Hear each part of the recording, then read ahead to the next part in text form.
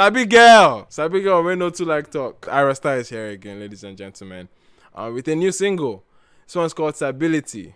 And I know at this point where I'm listening to it, I've heard the snippet, I've seen all the takes on this one. It's a very polarizing song, which essentially is becoming polarizing because of who it's coming from. Ayra has put out great material already. Well, I'm saying prior to Sability, right? She has always been a little more intentional with her pen.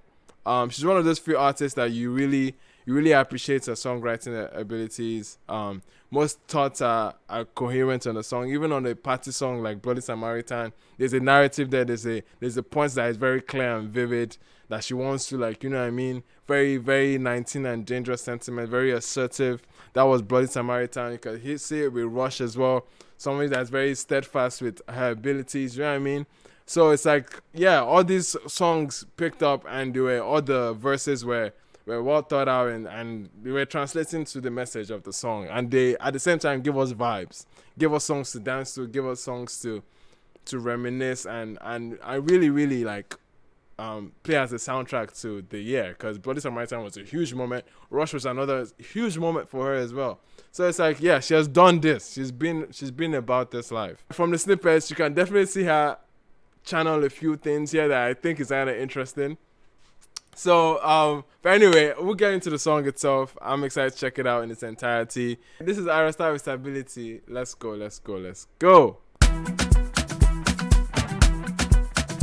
This beat, yeah? One thing I know about London, and one thing I know about even Mavens in general, their production has always been progressive, to be very honest. Some of them you might not like.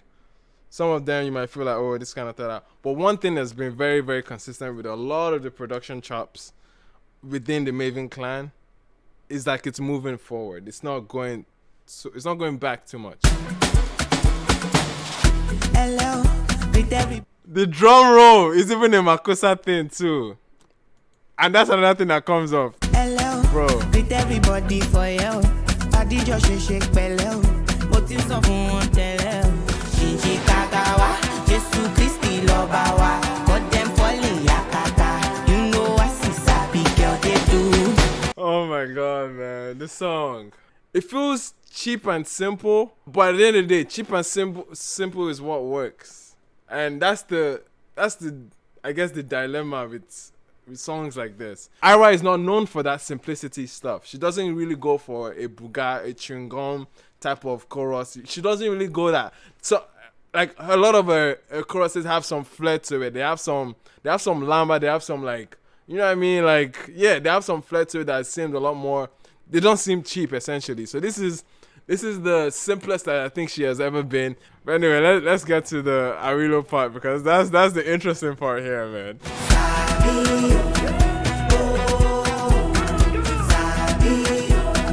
Arilo's vocal chops are still here actually. Like his ad-libs are here. Well, you can see here his ad-libs. Ayra Lokomba is who we're talking about. Essentially, this Sabio is copy paste. I won't say copy paste. It's an interpolation of Coupe Bibamba. I think that's how the song calls. Coupe Bibamba. That's the name of the song. But but it's a classic Coupe de Calais type of song. You know what I mean? And it's a classic song, all right? So it makes sense that she's kind of picking it up, and it's so nostalgic. Again, attempt here, nostalgia pro max, bro. That's what she's going for on this song. Oh, there's a clear sample here. Okay, no. Okay, wait.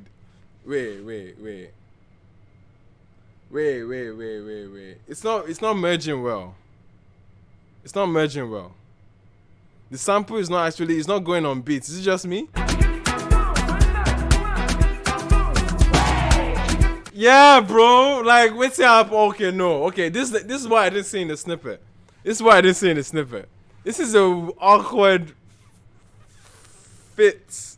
It's a very awkward force into the song, man. Is it just me, or am I crazy for that? It feels very awkward here. While you be fin, I'm still leading, kill anything. I know fit fortuna. This chorus is crazy, bro. You get the power. Shinji Kagawa. Where did Shinji Kagawa come from? Wait, where did Shinji Kagawa, Jesu Christi Lobawa?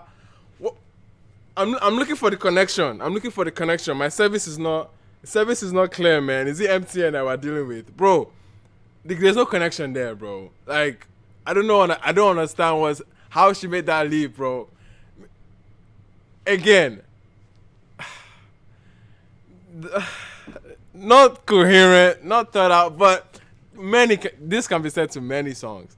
It can be said to Sheyi Vibes even, because I said that about Sheyi Vibes, where his man is just switching from topic to topic. Odumodu Black is another example that comes to mind. So, but to see that in Ayra is just funny. But then again, the chorus is catchy, bro, and I won't be surprised if this doesn't make it to number one on turntable charts, bro. It's going to work. The chorus is compelling enough. It's going to work. It doesn't make sense, but you're going to sing along to it. The chorus is so catchy, bro. You know I see sabi girl they do. Oh my god. It's going to be a hit. This is a studied hit, bro. Classic drum rolls right there. Okay, how many?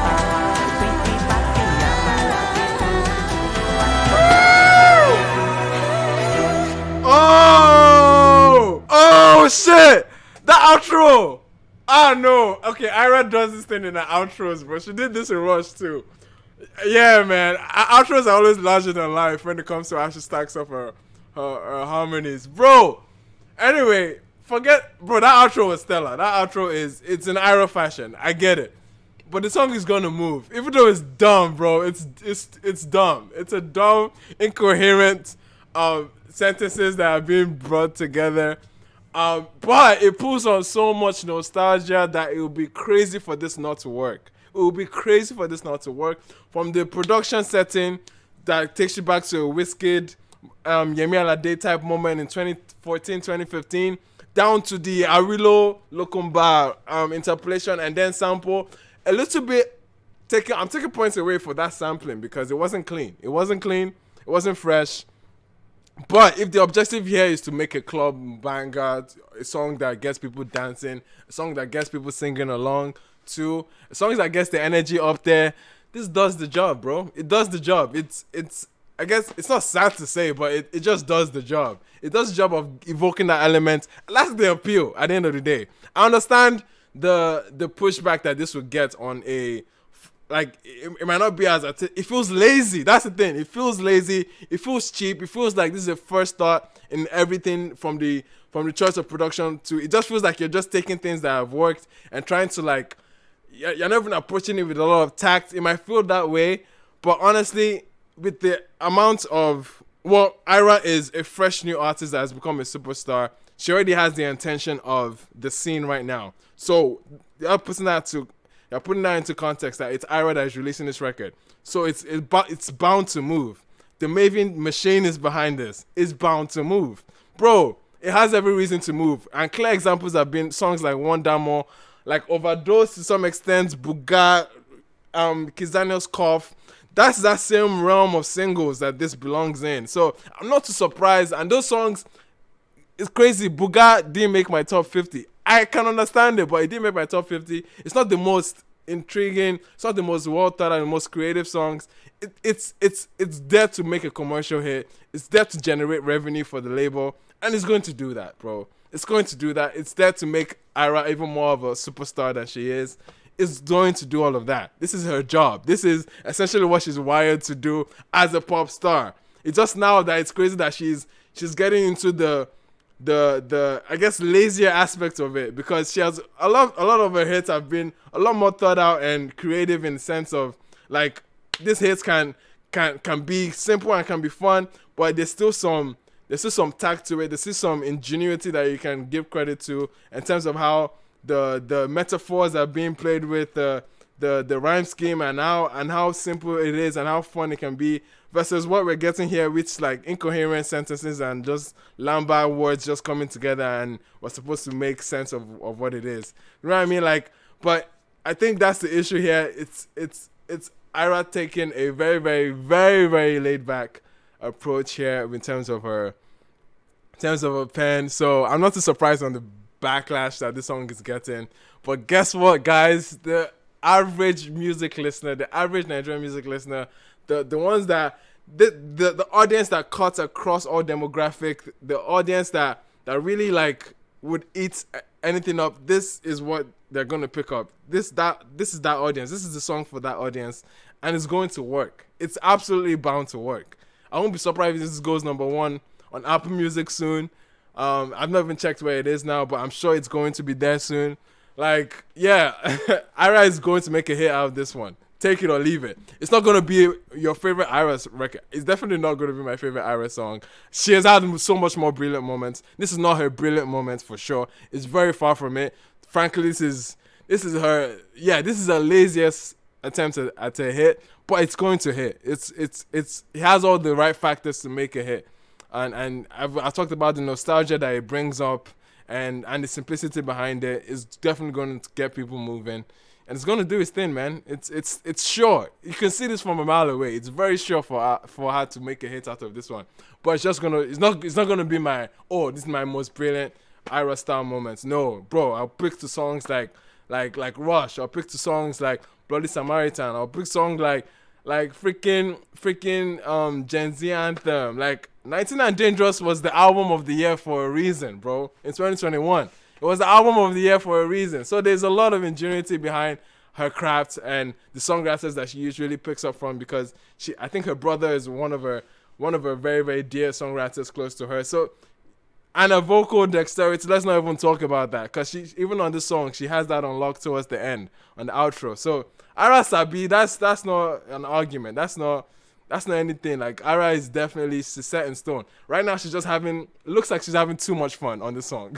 Probably too much fun, and we should allow her to have fun sometimes. Not every song that will be as, you know what I mean? So it's nice for her to have fun on this one. It's going to be a lot of people's guilty pleasure. That's the thing. It's meant to be your guilty pleasure, bro. It's going to be you're not going to be proud of liking it, because it's engineered for you to just sing along to it. Once you hear that hook in a setting in a party, bro, you have no choice, bro, but to move. You have no choice but to move around. Like, you know what I mean? Like, it's that basic, bro. This has all the wiring to chokehold your brain and say, oh, it's time to dance. So yeah, man, it is what it is. It is what it is. That was Ayra with Sability.